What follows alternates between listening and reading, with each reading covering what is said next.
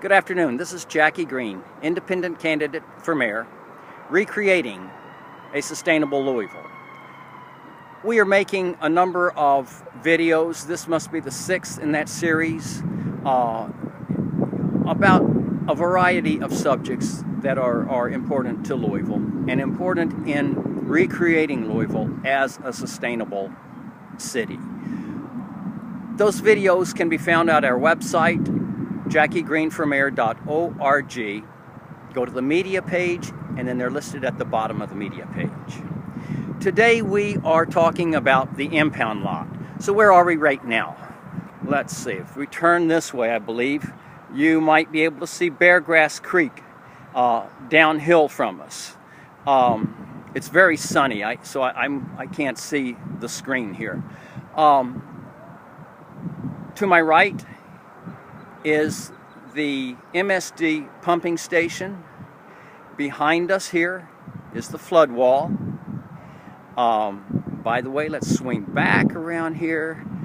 That space down there, that field, is in the floodplain, as is that bare parking lot, surface parking lot. That's in the floodplain. The area that the cars are in is, I hope, outside of the floodplain. What you're looking at, yeah, and again, I can't see this. It's too sunny. I have my movie star glasses on. It's so sunny out here. What you're looking at is the impound lot, Metro impound lot. The impound lot is bordered by Beargrass Creek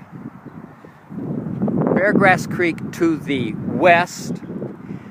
To the east of the impound lot is Frankfort Avenue. And then north of the impound lot is I-71. The history of the impound lot. That hill behind me is part of a huge dump. For decades, Louisville dumped its refuse here in what at that point began as the 100-year floodplain, and they built it up well above the floodplain.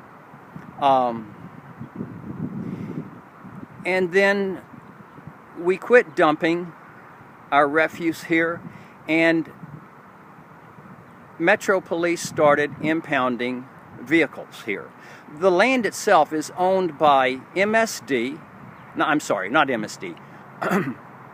It's owned by Metro and by LG&E. So the impound lot straddles several lots of two different ownerships.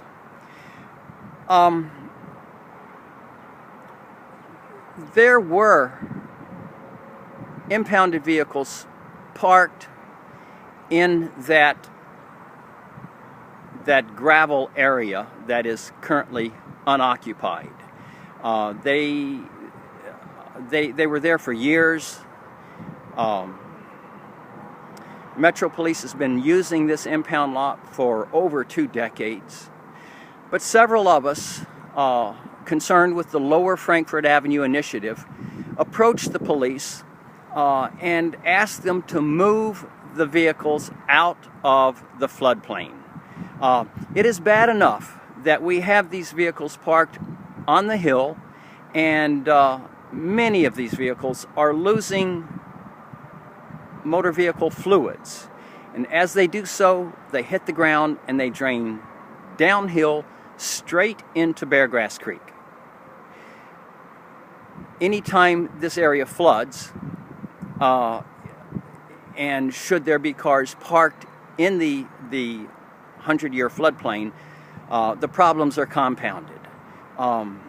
So the police moved the cars out, and later they moved other motor vehicles back into the area. So at that point, several of us got together and 2 of us drafted a resolution. And then we circulated that resolution among organizations and businesses and sent the resolution to the mayor. We had several requests. First and foremost was that those cars be removed yet again from the impound lot. We asked that the impound practices be reformed. We asked that testing be done of the runoff coming from the impound lot going straight into Beargrass Creek. By the way, that testing had not ever been done before. So for the first, let's see, what else did we ask? We also asked that the impound lot be relocated. We got an immediate response. Immediately, Metro tested the runoff and sent the results to a lab. We did not get the results back for several months. They also immediately committed to moving the impound lot, and they also immediately moved the cars that were parked in the 100-year floodplain. The commitment to move the impound lot has no timeline. They have some goals, and they're slipping behind those goals, but there is no hard, fast timeline on that, and commitments without timelines are weak at best, if valuable at all. All right, so that's the location of the. We've talked about the location of the impound lot, the history of the impound lot, the ownership of the impound lot, and the resolution. On the 28th of June, there will be an event hosted by the Louisville Sustainability Forum. It's called the Green Convene. It will take place at Social on Melwood, and the topic of conversation there is Lower Frankfort Avenue, and there'll be some conversation about the impound lot. That whole effort is that event is intended to focus on the problems we face here and to get some action on these problems. So let's back up to the relocation factor.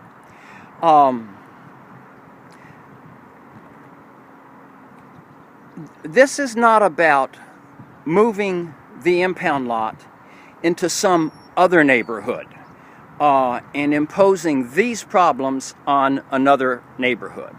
What we have asked for is a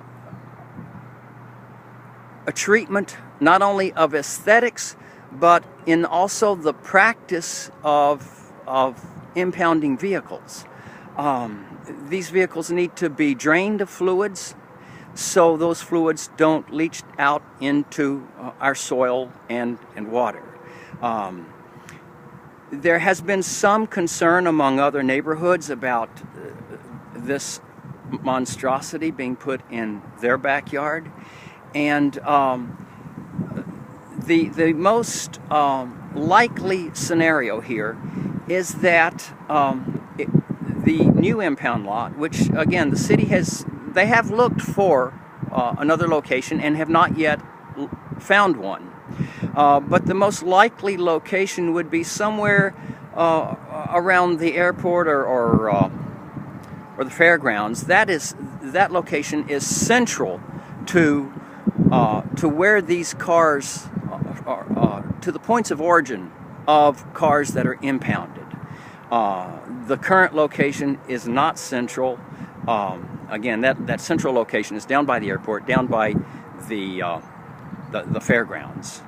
But the city, unless they want to build an even larger impound facility, and there's a difference between an impound lot and an impound facility. If I remember, we'll get back into that. But unless the city wants a larger impound facility, the city must start asking, why are we impounding these vehicles? And why do we need such a facility of this size?